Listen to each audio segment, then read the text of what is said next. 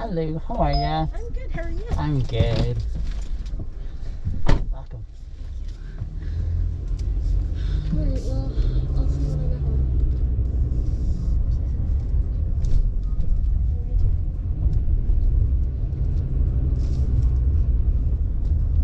You must be Issah.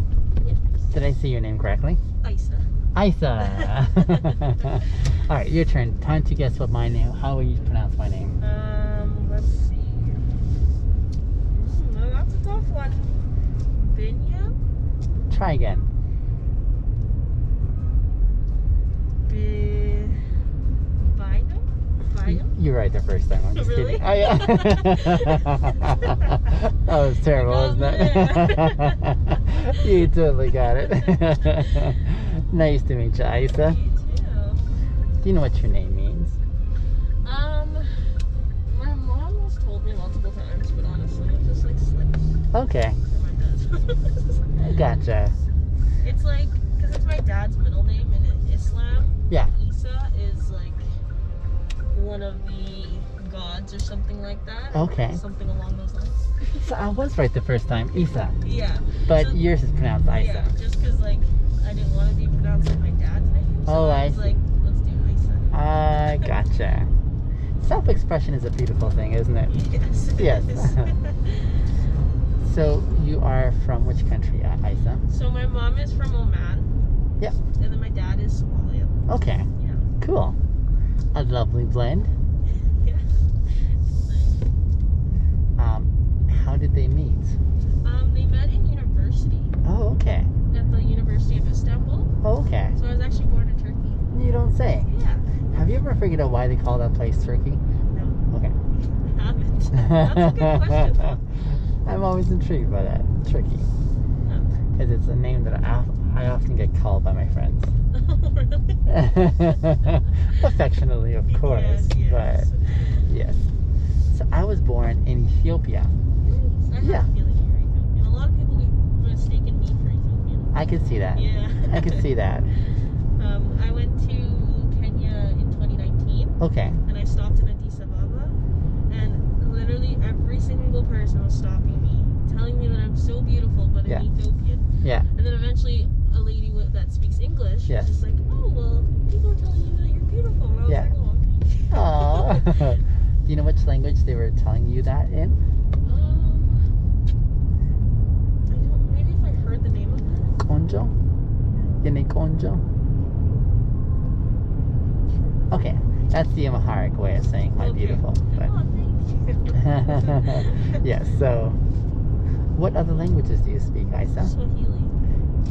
So I've only retained about 5 words. Because I grew up in Nairobi. In Nairobi. I nice, did, nice. yeah. I was 8 years old when we moved here, but Okay. shortly after I was born is when we moved to Kenya. Nice. Yeah. Swahili was my worst subject in school. Really? Aw. So I only remember Jambo, Habari Yako, Muzuri Sana, Asante Sana. Yeah. That's about it. Yeah. I don't necessarily speak it, but Yes. I understand. You're familiar. Yeah, because my mom would always talk to me in Swahili, and I would always reply back in English. Okay. And then when I did try, when I went back home, my cousins would make fun of me. And they called me Mzungu. Oh yes, there's I don't know that. if you know what that means. I've heard of that Yeah. one too. Muzungu. Yeah. So then I just like stopped. I was like, nope, not gonna do it. So how old were you when you moved to Canada? I was one. 1. So you were basically born here. Yeah, I've been Yeah. here my entire life. And I'm guessing you're the oldest Yes. of how many? 2. Well, my dad has other kids, but Sure. we don't know. Oh, okay. Does that mean your dad wasn't in the picture for quite some time? No, not Okay. for a very long time. He recently just started to come back into the picture. Yeah. It How was was that? hard.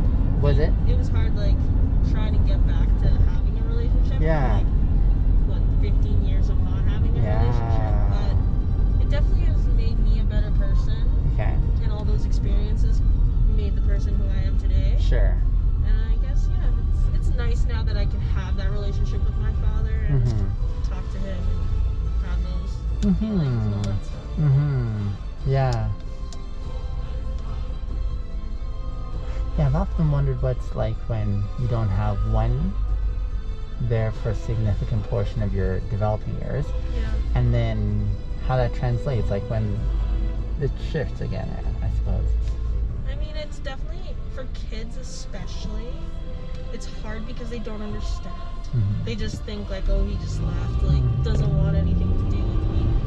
When there's a bigger picture to everything. Yeah. And I think that was the hardest hump for me to get over, is Yeah. like understanding everything and Sure. having an adult mentality to it. Yeah. Totally fair. Yeah. And I mean, I work with kids, so knowing that a lot of the time and helping those kids that don't have both of their parents is honestly the best thing for me to do. Just Yeah. because I have had that experience myself. Absolutely. Yeah. So just navigating them through that whole confusing time is honestly really good for me to help them. Yeah. That's really cool. It intrigues me, the dynamic of how our biggest, I guess, strengths come from the most devastating of experiences. Situations. Yeah. 100%, Yeah. no.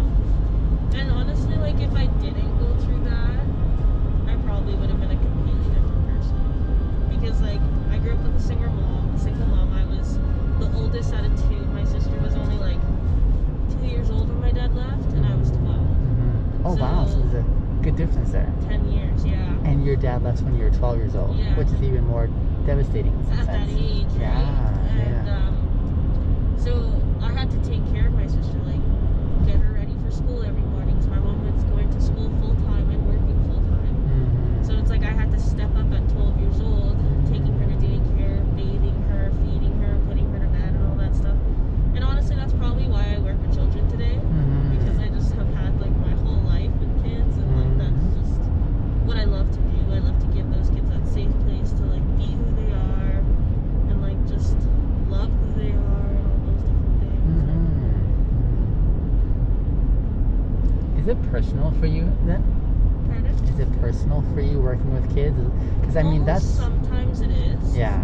And that's, I think, why I have such a big heart for kids, Mhm. is because I know the struggles that kids go through in this day and age. Mhm. And like, it's different from when our parents were growing up. It's completely different. Like anxiety, depression, all those different things weren't a thing when our parents were growing up. So Mhm. being this age and understanding and going through all that, and especially with having a parent who didn't understand going through that, Mhm. it definitely made a big impact on my Mhm. life. And I just want to give that to other kids when I didn't have it. Sure, absolutely. What's it like then for you working with kids, especially in the way that you're doing so, but seeing the elements that these kids are living in that kind of go contrary to what you're trying to instill in them? I mean,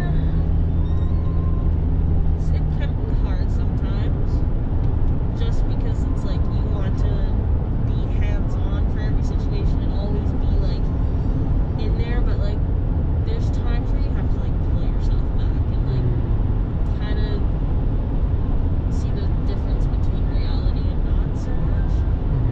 But sorry, what was the question?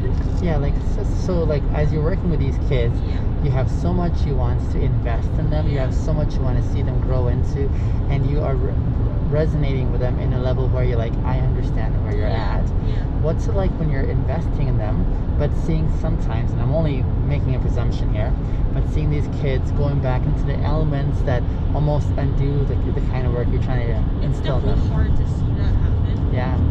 And like, all I can really do is when they're with me is give them that safe zone. So for me, I mean, it's hard sometimes because it's like, okay, I take them in, I teach them the ways that I think is right, and then sometimes when they come out of my program, it kind of gets unraveled, you know? So for me, it's just being consistent and always showing them that love and like showing them that I'm always there for them and not always being like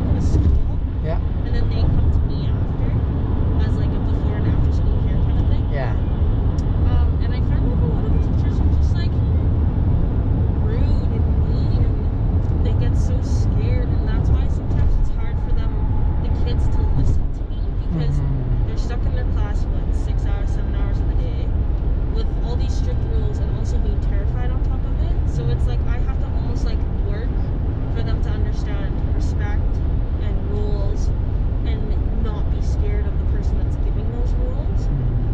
So in that sense, it becomes hard because it's like I'm almost like reteaching them something every day and the same thing every day. But honestly, if you're consistent with it, a lot of the time it'll go your way. And this one here is an interesting one. I'm guessing there isn't as much expression or presence of males who are having the same heart as you in your line of work. Does this have any effect on the kids from your observation, or not so much? I'm gonna say not so much. Okay. Because luckily a lot of my kids have that male figure in their life. Okay. I only have one child or 2 kids who don't have their father in their life. And honestly, I think for them I just have to work a little bit harder, which is okay. I don't mind doing that at all. But And work a little harder in what sense?